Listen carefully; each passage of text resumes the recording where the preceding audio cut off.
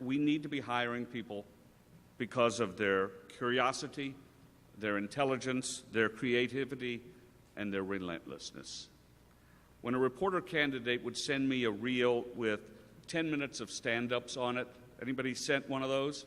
Anybody received one of those? I would always skip the stand-ups and look in the reel for the reporting. I wanted to see if there was any evidence of digging for the truth, because truth is our goal. If I had a nickel for every reporter candidate who said she wants to be a reporter because she likes meeting people, well, I would have an easier retirement in front of me. I can teach people how to point the camera and how to do stand-ups. We need to value more, and our schools need to drill more, that all reporters are investigators. The worst thing that can happen in a newsroom is to appoint an investigative reporter so the other people can say, I don't do the investigations, she does the investigations. Because we're all investigators, whether it's sports or news or what have you. And we need our schools to enforce that, and we need to hire on that basis. Our society and the preservation of our democracy, and I believe it's not hyperbole to say, depend on a fourth estate that pursues the truth. Our people need to know that news releases do not necessarily contain news. Is that a shock to you? But I will tell you, there are young reporters who feel that news releases must have news in them, or they wouldn't call them news releases. That we have no business being friends with the people we cover, whether it's the governor or the police, and that politicians lie sometimes. Sometimes. Let me just say, job candidates ask me what I'm looking for when I'm trying to hire, and I don't do much hiring anymore, but when I did, I would say, I don't exactly know. I'm looking for something special. What do you got? To the students here, I ask you, what do you bring to the newsroom that is special? And to the teachers here, I ask, what can you do to bring out in your students what they have that is special and to help them go into their jobs with a dogged curiosity and a commitment to pursue the truth? Adam Ward and Allison Parker had those qualities. They believed in the mission of good journalism, and they went out every day to fulfill that mission. They made me proud, and they still do. Thank you.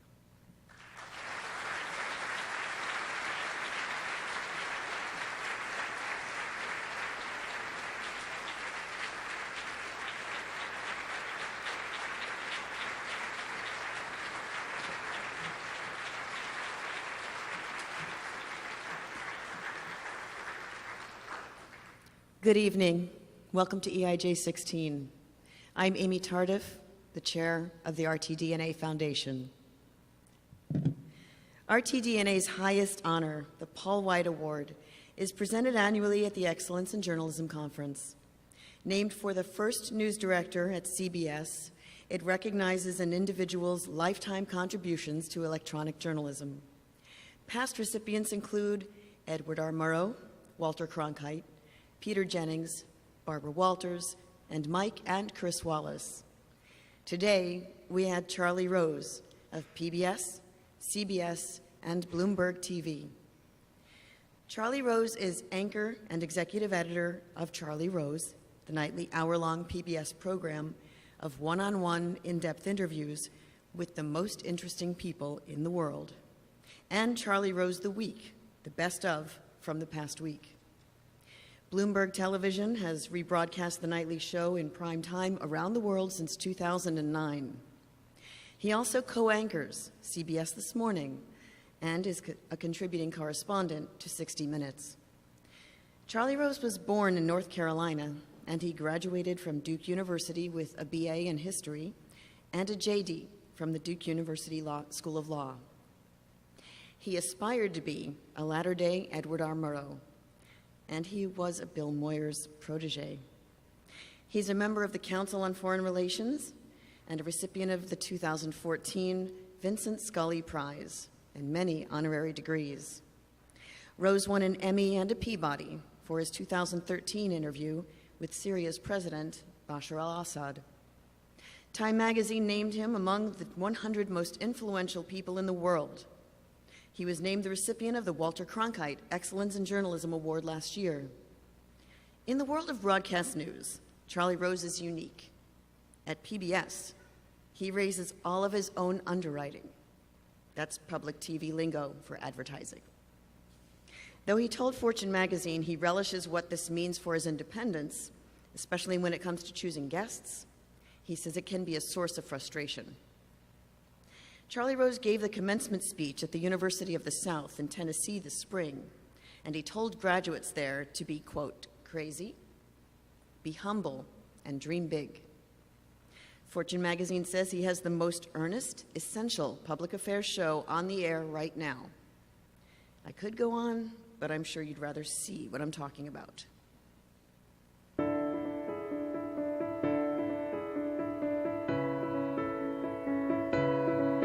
Welcome to CBS This Morning. I'm Charlie Rose. CBS This Morning co-host Charlie Rose. Today on Face the Nation, breaking news. Good evening, Scott is off tonight. I'm Charlie Rose. Wait a minute, because you want to draw a line and say this is crime and this ain't crime. No, I don't want to join a line. I just want to speak about the specific instance of that murder for which you're in this place now. All right, say what you have to say. I'm asking. How does a man maintain his strength, his belief, his integrity on an island where he's been sentenced to life in prison? Give us your best Elvis. My best Elvis is weak tonight. All right. You know I can be found. That's all I can do. Sitting home all alone. If you can't come around, at least please telephone. My message to the New York press. Don't be cruel. What holds it together? What's the glue of this show? The egos are in check. Yeah, I'm always kind of fascinated by it, and the potential for it. Especially when they're talking about the human genome. Yeah. What the things of working on. Send in the clones. Yeah. There was that. What are you doing? Nothing. Here is the question, the big question about you. Why are you the way you are? Why are you the way you are? I mean, it's in my genes. Do you believe the United States is well served by the Supreme Court? It has. There's an old line about the British, the British stiff upper lift. The line. It's the only war we've got. Are you prepared to put Russian combat troops on the ground in Syria if it's necessary to defeat ISIS? Russia will not participate in any troop operations in the territory of Syria or in any other states. Would you give up chemical weapons if it would prevent the president from authorizing a strike? We'll do anything to prevent the region from another crazy war. My article's failed. Let me be clear. My article has failed in that the question, in that everything that's spoken about is everything but what I was trying to speak about. But you're really saying what I really regret is not anything that I did. I regret that people misunderstood what I did. That's what I'm saying, yeah. If on Monday Donald Trump says, I want to come on your show, would you say, you're welcome, come on, we have a spot for you? Absolutely. You changed the face of modeling. It was no longer Moss, it became Bunchen. I think I was at the right place at the right time. Your life is interesting, and it seems that it's not a carefully thought out and well-planned life. What a nice way of saying that. I've never heard anyone be so compassionate towards me. That's really nice. You need a vice presidential running mate. I do. Are you interested? I mean, there's still time, Charlie. That's really why Are I'm you here. asking me? Well, I'm here to see if you want to be vetted. The most important thing I wanted to do is not trip. I tripped last time when I was Frankenstein. Well, you don't have the Frankenstein boots anymore, Exactly. or the prosthetics on your face. Indeed. That was the nicest thing you ever did to me, was surrender your dignity for one of my shows. Wearing shoes that Lady Gaga wouldn't get into. Folks, who knows who'll show up in our celebrity ball pit? Hello. Broadcasting legend and anchor of CBS This Morning, Charlie Rose. Would you go back there? Exactly. What, We're this? thrilled with the way things turned out. Yeah. But just yesterday, your charity, the Gretchen and Elliot Schwartz Foundation, announced a $28 million grant for drug abuse treatment centers throughout the Southwest. When you arrived in office, I think one of the early things you said to the CIA director is, I want to get Osama bin Laden. Yeah. And you did. Yeah. I assume you feel the same way about Baghdadi. I feel the same way about the entire ISIL leadership structure, which is as wicked and as destructive as any group of individuals on this planet. He has more backbone, more character than any one person, and a lot of presidents have character, than any president I've dealt with, the last 8 presidents. I trust him. And you've said that. I've taken way more time. Your entire staff hates me. No. But you told me Charlie, that I I could take enjoy as much you. time as Charlie, I wanted to. So you make it right with them. I think for you're me. the best, pal. I mean, it's an actual conversation. I appreciate that. Thank you, Mr. Vice President. Thank you. Very much. Appreciate it.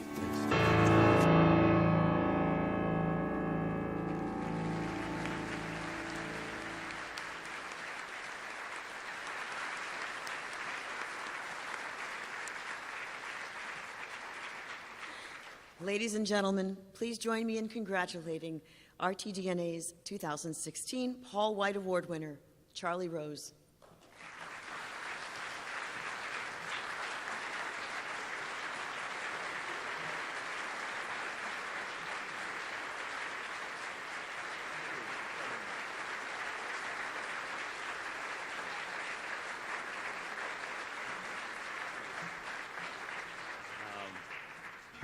My God, you do not want to grow up on television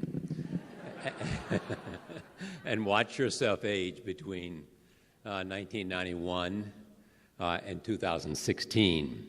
But I say to you, it is a marvelous way to spend a life. I say to the young people there, I know of no better place to pursue truth, to find the stories that demand our attention,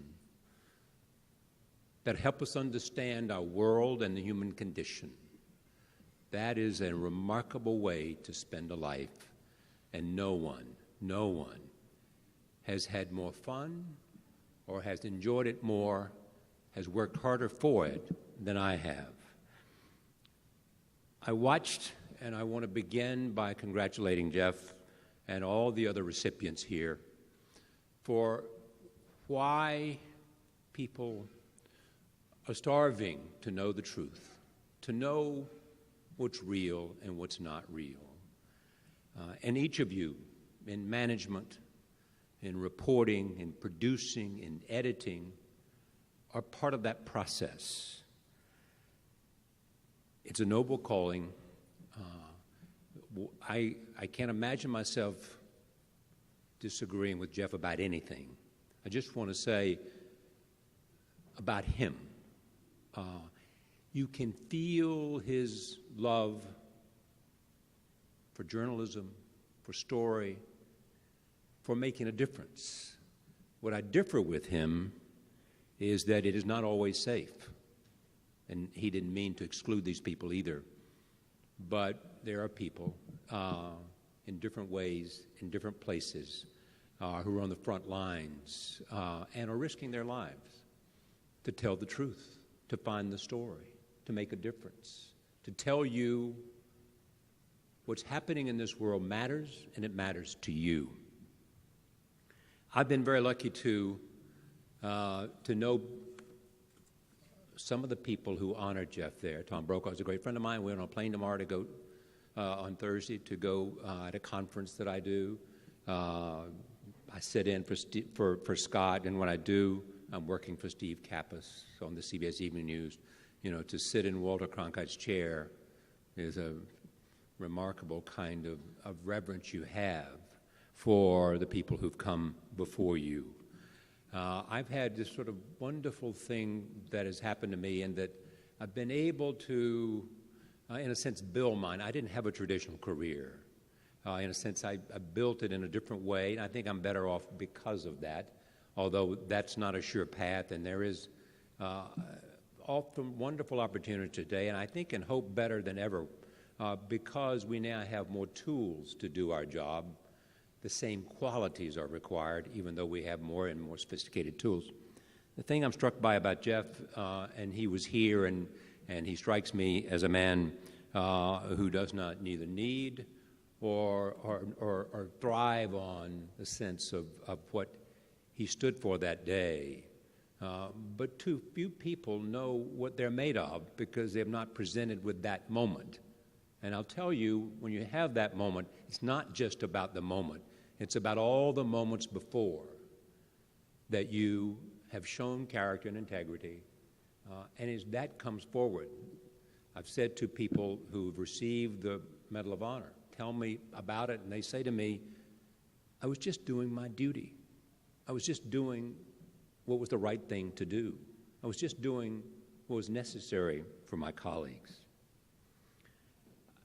I look at this day and I think about two groups of people. One, my colleagues who I've worked with, who have been there for me from PBS. Two of them are with me today, an executive producer who I met in 1991 named Yvette Vager. I walked into PBS to do a show, and I'll tell you a little bit about that without keeping you here too long. When I walked into Channel 13 to talk to them, and I was hired like on the spot, and a month later I started what is now the Charlie Rose, and she was the first person I met, and she was a recent graduate of NYU, and I hired her as my assistant, and she has been my friend and my colleague and my executive producer. And what I have done was not possible without the contribution of her and our colleagues. This is a collaborative profession.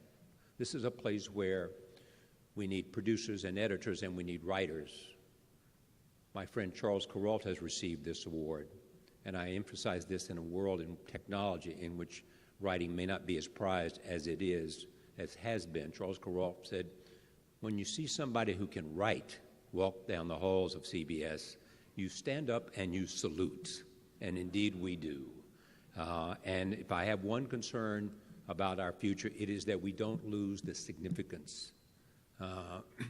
I have said before that a picture can tell a story of 1,000 words, but one word can sum up 1,000 pictures.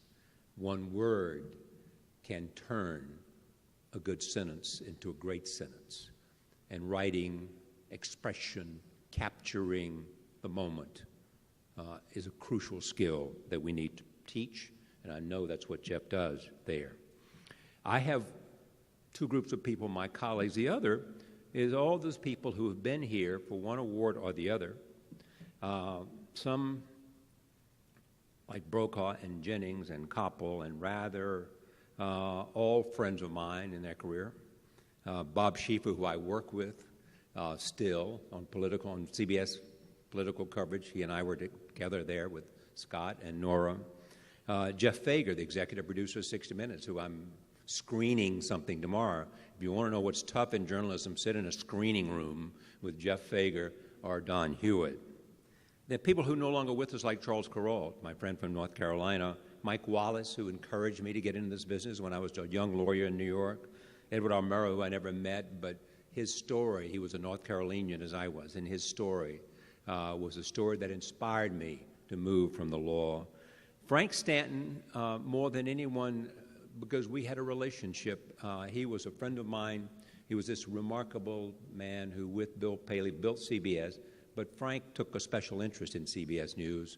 And I went to see him at a point in which I had quit a job because I thought it was too trending towards being too tabloid. And I had it in my contract that if it became too tabloid, I could leave.